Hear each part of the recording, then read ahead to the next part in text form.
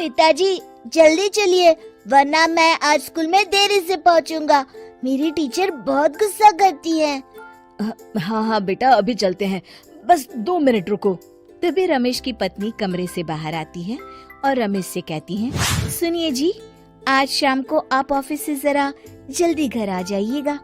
याद है ना, आज आपको मुझे शॉपिंग कराने के लिए लेकर जाना है।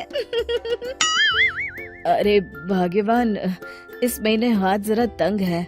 मेरी मानो तो शॉपिंग का विचार कुछ दिनों के लिए अपने दिमाग से निकाल ही दो। मैं तुम्हें अगले महीने पक्का शॉपिंग कराने ले जाऊंगा। अभी मुझे चलना चाहिए, वरना राजू को स्कूल पहुंचने में देर हो जाएगी। देखिए जी, अब आपके ये बहाने पुराने हो चुके हैं। मैं कुछ नहीं जानती। आज शाम को मुझे शॉपिंग करने जाना है, मतलब जाना है। आगे आपकी मर्जी।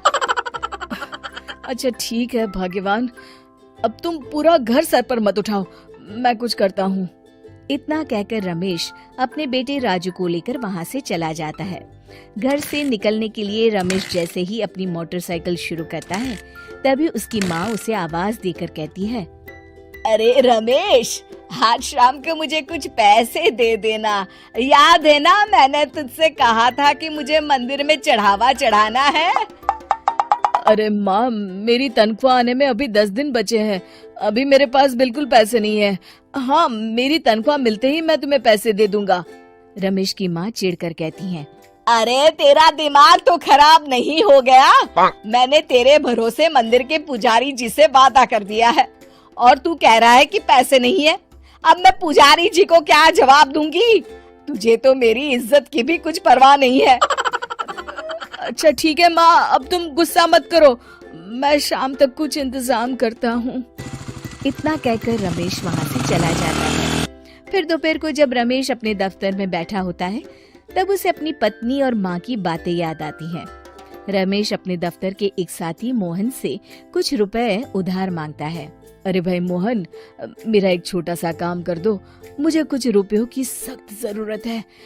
मुझे कुछ दिनों के लिए क्या तुम रुपए उधार दे सकते हो? अरे रमेश भाई, मैं तुम्हें पैसे उधार तो दे सकता हूँ, लेकिन मुझे वक्त पर पैसे लौटा देना। वैसे भी मेरा मानना है कि दोस्ती यारी में कभी पैसों का व्यवहार नहीं करना चाहिए। ये कहावत तो तुमने सुनी ही होगी कि उधार प्रेम की कैंची है। मैं नहीं चाहता कि पैसों को लेकर हमारा रिश्ता खराब हो। अरे मोहन, तुम बिल्कुल चिंता मत करो, मैं तुम्हारे पैसे वक्त पर लौटा दूंगा। फिर मोहन रमेश को पैसे दे देता है। शाम को घर आकर रमेश कुछ पैसे अपनी माँ को देता है और साथ ही अपनी पत्नी को भी शॉपिंग कराने बाजार लेकर जाता है। रमेश की पत्नी और उसकी माँ का स्वभाव जरूरत से ज्यादा खर्चीला होने के कारण दोनों हमेशा बेवजह पैसे खर्च करती हैं। फिर एक दिन, सुनिए जी, अगले हफ्ते हमने छुट्टियों में कहीं बाहर जाने का प्लान बनाया था। आपने पैसों का इंतजाम कर लिया ना? अरे अभी कहाँ, अभी तो मेरे पास बिल्कुल पैसे नहीं है। हम कभी और चले जाएंगे। देखिए जी, मैंने सभी सहेलियों से कह दिया है कि मैं बाहर घूमने जा रही हूँ। अगर मैं नहीं गई तो सब मुझ पर हंसेंगी। आप कहीं से भी पैसों का इंतजाम कीजिए जी। इतना कहकर रमेश की पत्नी वहाँ से चली जाती है। वहीं दूसरी तरफ रमेश की माँ भी तीर्थ यात्रा जाने की जिद करती है और रमेश से पैसे मांगती है। फिर अगले दिन रमेश एक सेठ से पैसे उधार लेकर अपनी पत्नी और बेटे को घुमाने ले जाता है और अपनी माँ को भी तीर्थ यात्रा पर भेज देता है। लेकिन जैसे ही रमेश अपनी छुट्टियाँ बिताकर वापस आता है, कर्जदार उसका जीना मुश्किल कर देते हैं। इतना ज्यादा कर्ज एक साथ अपने ऊपर देख रमेश काफी परेशान रहने लगता है। फिर एक दिन राजू की स्कूल की फीस वक्त पर न भर पाने के कारण रमेश को स्कूल में बुलाया जाता है। स्कूल के प्रिंसिपल साहब रमेश को सख्त हिदायत देते हैं कि अगर वक्त पर स्कूल की फीस नहीं भरी गई तो उनके बेटे का नाम स्कूल से काट दिया जाएगा। अपने बेटे की स्कूल की फीस भरने के लिए रमेश अपने दोस्त गिरधारी से कुछ पैसे उधार ले लेता है और स्कूल की फीस भर देता है।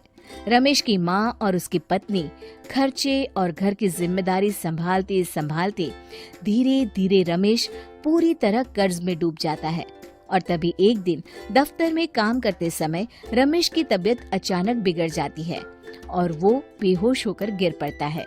उसे जल्दी से पास के एक अस्पताल में भर्ती कराया जाता है। रमेश के घर वालों को ये बात पता चल जाती है तो वे सभी अस्पताल पहुंचते हैं। अस्पताल के डॉक्टर साहब उन्हें बताते हैं, देखिए, देर रात तक जागने और जरूरत से ज्यादा काम करने की वजह से इन्हें चक्कर आ गया था। बेहतर यही होगा कि इन्हें कुछ दिनों के लिए पूरी तरह आराम करने दिया जाए। रमेश की हालत देखकर उसके बेटे राजू को बहुत गुस्सा आता है और वो अपनी दादी और माँ से कहता है, माँ, दादी, मैं इतना छोटा हूँ, फिर भी मैं इतना समझता हूँ कि पिताजी दिन रात दफ्तर में काम करके पैसे कमाते हैं। पिताजी अकेला पूरा घर संभालते हैं और आप दोनों अपने फिजूल के खर्चों के लिए उन पर दबाव डालते रहते हैं। आज पिताजी की हालत के जिम्मेदार तो आप दोनों हैं। राजू की समझदारी भरी बातें सुनकर रमेश की माँ और पत्नी को अपनी गलती का एहसास होता है और दोनों की आंखों में आंसू आ जाते हैं। फिर कुछ दिनों के बाद रमेश की तबीयत एकदम अच्छी हो जाती है और वो पहले की तरह अपने काम पर जाने लगता है।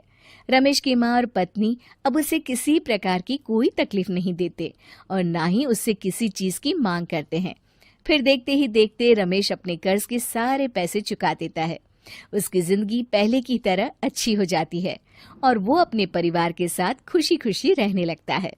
शिक्षा, हमारे रिश्ते एक तराजू की तरह होते हैं जिसकी दोनों ओर जिम्मेदारी और समझदारी का वजन बराबर होना चाहिए। इसी तरह के कार्टून वीडियो देखने के लिए कार्टून्स टाइम चैनल को सब्सक्राइब और बेल आइकन को प्रेस करें। और हाँ, वीडियो को लाइक और शेयर जरूर करें। धन्यवाद।